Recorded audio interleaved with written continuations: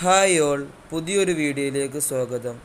അൽ ഹിന്ദ്, ഇന്ത്യയെക്കുറിച്ചുള്ള കാറ്റഗറിയാണ് നമ്മൾ പറയാൻ പോകുന്നത്. വളരെ ഈസിയായി നമുക്ക് ആൻസർ ചെയ്യാം. ഒന്നാമത്തെ ചോദ്യം, മുഅസ്സിസു നദ്വത്തുൽ ഉലമായി ഫി ലക്നോ. ലക്നോവിലെ നദ്വത്തുൽ ഉലമ സ്ഥാപിച്ചത് ആരാണ്? മുഹമ്മദ് അലിയുൽ മുൻകിരി എന്നിവരാണ്. രണ്ടാമത്തെ ചോദ്യം, അൽ ആലിമു ഷഹീറു മുസന്നിഫു റിജാലുൽ ഫിക്രി വ ദഅവതി ഫിൽ ഇസ്ലാം.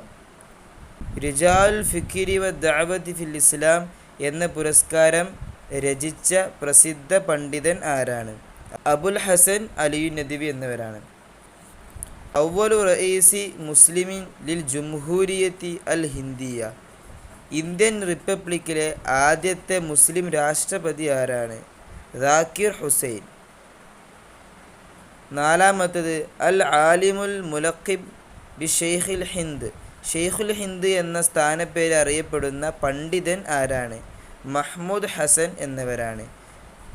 വലിദ ഷാഹു വലിയുല്ലാഹി ദഹ്ലവി. ഷാഹു വലിയുല്ലാഹി ദഹ്ലവി ജനിച്ചത് എവിടെയാണ്? അവിടെ ഒരു തെറ്റുണ്ട്. ഫി ഫുൽത്ത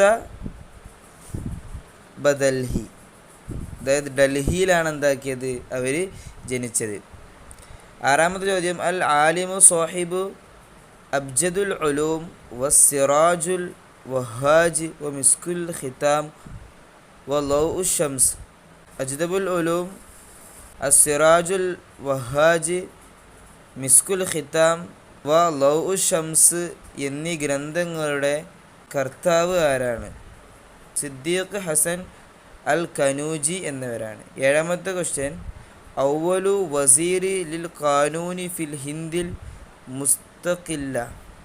സ്വതന്ത്ര ഇന്ത്യയിലെ ആദ്യത്തെ നിയമമന്ത്രി ആരാണ്? അംബേദ്കർ. എട്ടാമത്തെ ചോദ്യം, അവ്വലു വസീരിൻ ലിൽ മആരിഫി ഫിൽ ഹിന്ദിൽ മുസ്തഖില്ല. സ്വതന്ത്ര ഇന്ത്യയിലെ ആദ്യത്തെ വിദ്യാഭ്യാസ മന്ത്രി ആരാണ്? മൗലാന ആസാദ്. ഒമ്പതാമത്തെ ചോദ്യം, മുഅല്ലിഫു സുബ്ഹത്തി അൽ മർജാൻ വ റൗലത്തുൽ ഔലിയ. സുഹ്ബത്തുൽ മർജാൻ, റൗലത്തുൽ ഔലിയ എന്നീ ഗ്രന്ഥങ്ങളുടെ രചയിതാവ് ആരാണ്? ഗുലാം അലിയുൽ ബൽഗറാമി എന്നിവരാണ്. പത്താമത്തെ ചോദ്യം, അൽ ആലിമുൽ മഷ്ഹൂറുൽ മുലഖബി ബി അലി മിയാൻ. അലി മിയാൻ എന്ന സ്ഥാനപ്പേരിൽ അറിയപ്പെടുന്ന പ്രസിദ്ധ പണ്ഡിതൻ ആരാണ്? അബുൽ ഹസൻ നദ്വി എന്നിവരാണ്.